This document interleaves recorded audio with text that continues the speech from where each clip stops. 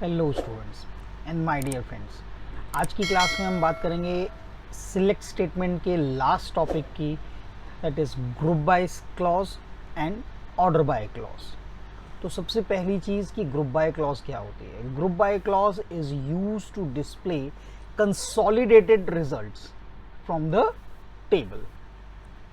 Group by clause is used to display consolidated results from the table. For example, we have so many records and I want some consolidated result. So those consolidated results we require the group functions, right? We require group functions. Group functions हम लोगों ने पिछले video में workout किए थे, मैंने आपको सिखाए थे ग्रुप फंक्शंस कैसे यूज़ होते हैं। तो अगर आपने ग्रुप फंक्शंस वर्कआउट नहीं किए हैं, वो वीडियो आपने नहीं देखा है, तो पहले प्लीज़ मेरे उस वीडियो को रेफ़र कीजिए। उस वीडियो में आपको ग्रुप फंक्शंस मिलेंगे, उसके बाद आप ग्रुप बाय क्लॉज को वर्कआउट कीजिएगा, right?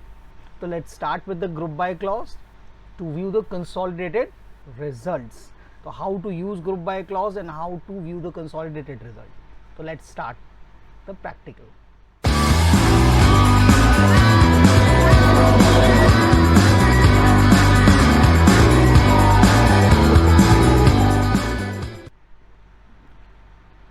Now, this is my table from EMP, start from EMP. Now, this is my data in a table. Now, how to use group by clause in this table, right? How to use group by clause on this table, कि इस table पे अब हम group by को कैसे use करेंगे। तो as I told you कि group by is use for consolidated results, कि अगर मुझे कोई कंसोलिडेटेड रिजल्ट रिक्वायर्ड है तो उसके लिए मैं ग्रुप बाय क्लॉज का यूज करूंगा। तो ग्रुप बाय हमेशा उस फील्ड पे वर्कआउट करेगा बेटा जिस फील्ड में मेरे पास रिपीटेटिव डेटा होगा। जिस फील्ड में मेरे पास रिपीटेटिव डेटा होगा, मैं उस फील्ड पे ग्रुप बाय को यूज कर सकता हूं। तो इस केस में इस टेबल में हमारे पास एक तो जॉब है जो रिपीटेटिव है और एक डिपार्टमेंट नंबर है जो रिपीटेटिव है। तो इन दोनों ही फील्ड्स पे मैं ग्रुप बाय को यूज कर सकता हूं, राइट? तो किस तरीके से यूज करेंगे, कैसे हम कंसोलिडेटेड वर्कआउट परफॉर्म करेंगे। तो फॉर एग्जांपल यहाँ पे अगर मैं जॉब पे कंसोलिडेशन वर्कआउट करना चाहता हूँ, मैं ग्रुप यूज करना चाहता हूँ, मैं ग्रुप बाय करना चाहता हूँ उसको, तो कैसे क्या वर्कआउट कर सकते हैं हम कि my requirement is to display the total number of employees in each category of job. Total number of employees in each category of job, right? तो how to do that कि जितनी भी जॉब्स हैं, जैसे क्लर्क्स हैं मेरे पास, salesman है, manager है, एनालिस्ट है, प्रेसिडेंट है, राइट? तो कितने मेरे पास क्लर्क्स हैं, कितने सेल्समैन हैं, कितने मैनेजर्स हैं, राइट? तो दिस इज कंसोलिडेटेड। तो आई वांट दैट थिंग, तो for that I need to use group by clause. तो how to use that group by clause, how to use that group by clause. तो select now here I want job, I have to specific workout, I have to perform the specific workout. मुझे यह specific workout perform करना पड़ेगा ताकि मैं उस एक specific field के अकॉर्डिंगली अपने रिजल्ट्स को शो कर सकूं। तो for example job, I want to show job and then total number of employees in each category of job. तो count, I can use count star. Select job count star, select job count star from EMP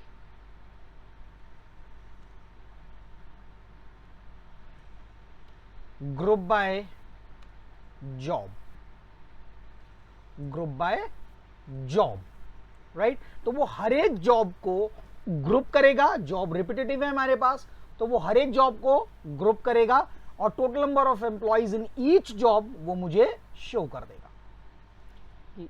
I have 4 clerks, I have 4 salesman, I have 3 managers, 2 analyst and 1 president, right? So this is my consolidated result. Similar workout I can perform with the department number. How? What I can do? instead of job I can use DPTNO, department number, and group by DPTNO, right? In department number 20 I have 5 employees, department number 30 I have 6 employees, and department number 10 I have 3 employees, right? So this is the use of group by clause. Now, with the group by clause I can use any group function, right? I have used only count star, I can use any group function or all the group functions. For example, in here only, if I use total number of employees in each department, comma, total salary paid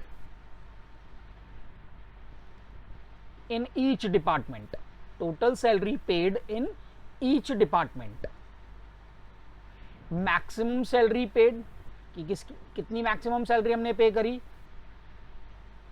minimum salary हमने कितनी पे करी, and हर एक department में, right, AVG cell यानी कि average salary हमने कितनी प्रोवाइड करी हर एक डिपार्टमेंट में, ग्रुप बाय डिपार्टमेंट नंबर. तो this is the result. Department number 20, total employees 5, sum salary इतना, maximum salary 3000, minimum salary 800 and average salary 2175, right? This is the way to use the group functions with the group by clause. Now one more clause is there which work with the group by clause only, that is having clause. That is having clause, and having clause used to put the condition on group field, right, using group functions. Having clause is used to put the condition on group field using group functions. For example, same I want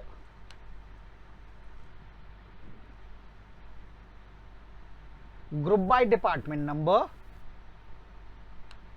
having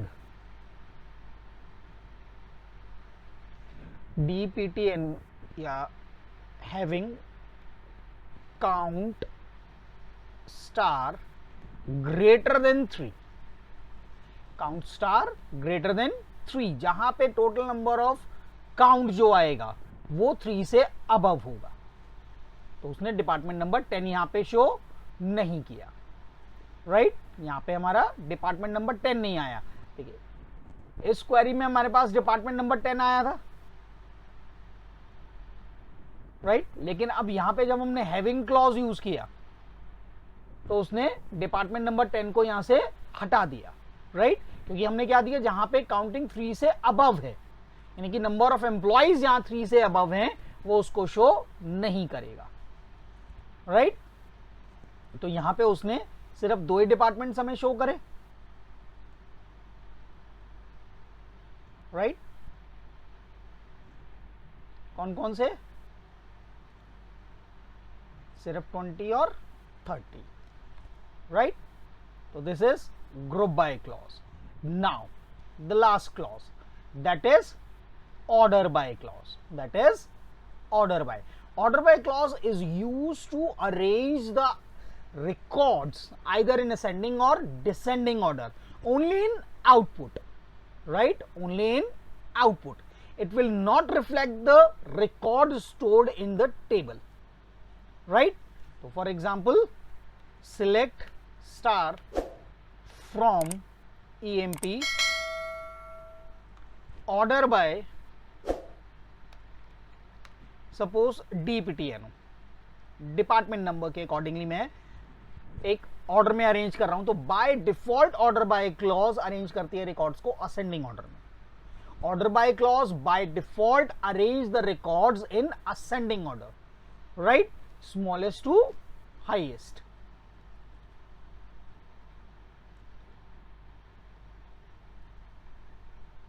right, smallest to highest.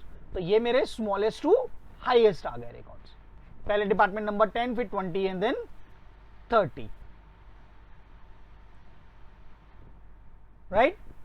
Now ये मेरे records arrange हो गए department number से ascending order में। लेकिन अगर मुझे इसी को डिसेंडिंग ऑर्डर में अरेंज करना है, if I want to arrange this in descending order, then what should I do?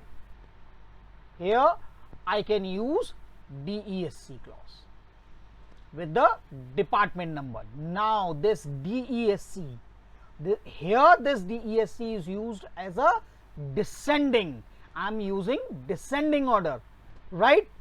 DESC हमारी एक और कमांड भी है, किसने यूज होती है? वो बकायदा कमांड है। DESC is a command as well as a clause.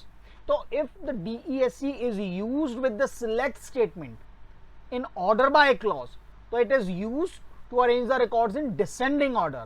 But if I use DESC as a command, then it is used to display the structure of the table, right? If the DESC is used, अगर मैं इस DESC को use करता हूं as a command, तो वो table का structure show करने के लिए यूज होगी। और अगर मैं DESC यूज कर रहा हूं ऑर्डर बाय के साथ, तो वो रिकॉर्ड्स को डिसेंडिंग ऑर्डर में यूज करने के लिए होगा, राइट। Semicolon enter. नाउ तो records are in descending order. तो जो रिकॉर्ड्स हैं हमारे वो डिसेंडिंग ऑर्डर में आ गए। पहले डिपार्टमेंट नंबर 30, 20 एंड देन 10। इससे पहले क्या था? असेंडिंग ऑर्डर में आए थे बाय डिफॉल्ट रिकॉर्ड्स हमारे, और अब हमारे रिकॉर्ड्स डिसेंडिंग ऑर्डर में आए हैं, राइट। तो ऑर्डर बाय क्लॉज हमारे रिकॉर्ड्स को, जो आउटपुट में रिकॉर्ड्स आ रहे हैं, जो सिलेक्ट स्टेटमेंट का आउटपुट है, उस सिलेक्ट स्टेटमेंट के आउटपुट को असेंडिंग या डिसेंडिंग ऑर्डर में अरेंज करने के लिए होती है। अच्छा, अभी हमने अरेंज करा एक सिंगल फील्ड पे। अब हम बात करेंगे कि मल्टीपल फील्ड्स पे हम कैसे अरेंज कर सकते हैं। हम इसको 2 फील्ड्स पे अरेंज कर सकते हैं, राइट। कैसे अरेंज कर सकते हैं? लुक एट हियर, सिलेक्ट, मैं यहाँ पर फील्ड्स कम ले लेता हूं ताकि हमें समझने में आसानी हो जाए। EMP एंड ई नेम, हम यहाँ पे एम्प्लॉय का नेम ले लेते हैं, E name comma job comma department number comma salary from EMP order by DPTNO। पहले मैं डिपार्टमेंट नंबर पे ऑर्डर कर रहा हूं सेट, उसका पहले मेरा ऑर्डर सेट होगा डिपार्टमेंट नंबर पे, राइट। असेंडिंग ऑर्डर में, कि डिपार्टमेंट नंबर मेरा असेंडिंग ऑर्डर में आएगा, राइट। तो उसके लिए मुझे कुछ देने की जरूरत नहीं है, लेकिन स्पेसिफिकली अगर आप फिर भी मेंशन करना चाहते हैं तो आप यहाँ पे ASC मेंशन कर सकते हैं, right. If you specifically mention the order, right? So for ascending order we can use ASC, ASC for ascending, comma salary DESC। Salary आएगी डिसेंडिंग ऑर्डर में और डिपार्टमेंट नंबर आएगा असेंडिंग ऑर्डर में। तो ये क्या करेगा? पहले डिपार्टमेंट नंबर को असेंडिंग ऑर्डर में अरेंज करेगा और फिर हर एक डिपार्टमेंट वाइज, यानी कि डिपार्टमेंट नंबर 10 के पहले हाईएस्ट सैलरी के एम्प्लॉइज आएगा, फिर उससे लोअर, फिर उससे लोअर, फिर उससे लोअर। सिमिलरली डिपार्टमेंट नंबर 20 में पहले हाईएस्ट सैलरी का एम्प्लॉय, फिर उससे कम, फिर उससे कम, फिर उससे कम, and then similarly happen with the department number 30, right. तो वो डिपार्टमेंट के अकॉर्डिंगली करेगा, डिपार्टमेंट को अरेंज करेगा, फिर उस डिपार्टमेंट के अकॉर्डिंगली वो सैलरी को अरेंज करेगा। जिसकी सबसे ज्यादा सैलरी होगी पहले वो आएगा, फिर उसके बाद उससे कम, उससे कम, हर एक डिपार्टमेंट में, ठीक है। Now semicolon and enter. Now look at here, department number 10 5000, highest salary paid in department number 10 is 5000। Look at here, तो यहां पर उसने क्या किया, डिपार्टमेंट नंबर 10 पे उसने जो सैलरी मेंशन करी वो हमारी हाईएस्ट सैलरी मेंशन करी, that is 50,000, 5000, sorry, then 2450, then 1300, right? Now similarly department number 20, तो पहले हाईएस्ट सैलरी डिपार्टमेंट नंबर 20 की, राइट, 3000, 2 एम्प्लॉइज के हैं तो दोनों आएंगे पहले, then 2975, 1100, 800, and then department number 30 की सैलरी पहले 2850, 1600, 1500 एंड सो ऑन, राइट? तो ये है मल्टीपल फील्ड्स पे सॉर्टिंग, कि अगर मेरे पास एक से ज़्यादा फील्ड्स हैं जिनमें इस तरीके से डेटा आ रहा है मेरे पास, और मैं एक से ज़्यादा फील्ड्स पे उसको अरेंज करना चाहता हूँ, राइट? एक में मेरे पास रिपीटेटिव डेटा है, जैसे मेरे पास डिपार्टमेंट नंबर मेरा रिपीटेटिव है, राइट? तो हर डिपार्टमेंट वाइज हाईएस्ट सैलरी वो पहले शो करेगा, राइट? फॉर एग्जाम्पल मैं इसका एक दूसरा एग्जाम्पल अगर आपको दूं, स्टूडेंट्स का ही एग्जाम्पल अगर मैं आपको दूं, तो अगर स्टूडेंट टेबल में मेरे पास मार्क्स स्टोर्ड हैं, तो मुझे क्लास वाइज डिटेल चाहिए, क्लास वाइज असेंडिंग ऑर्डर में, कि पहले क्लास 9th का डेटा, फिर 10th का, 11th का, 12th का, सीनियर क्लासेस में, एंड देन आई वांट कि क्लास 9th में हाईएस्ट किसके हैं, तो हाईएस्ट टू लोएस्ट मुझे रिकॉर्ड रिक्वायर्ड है, तो हाईएस्ट टू लोएस्ट वो देगा, पहले 9th का, फिर 10th का हाईएस्ट टू लोएस्ट, फिर 11th का हाईएस्ट टू लोएस्ट, फिर 12th का highest to lowest, and so on. जितनी भी क्लासेस होंगी उन सब का वो इस तरीके से हमें डेटा शो कर देगा। This is my order by clause, right?